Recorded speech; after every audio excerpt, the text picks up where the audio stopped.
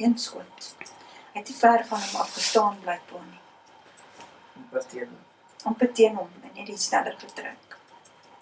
Ek het so gestaan, so ek het nie hulle gesien nie. Ek het net teruggekyk en ek het gesien, daar staan 'n kar agter en toe sukkel ek om die hek oop te sluit, toe hardloop ek na die agterdeur toe. Ek was op pad na die agterdeur toe die eerste skot geskiet het.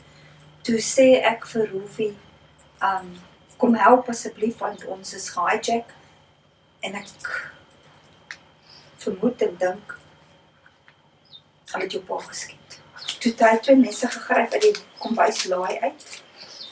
Hy probeer sy pa beskerm. Hy probeer Die een te steek seker met die mes.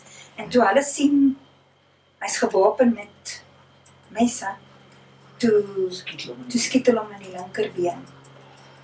Na hulle Rolfie geskiet het, het hulle in die kar geklim en weggejaag. Want toe sien hulle hier kom probleme.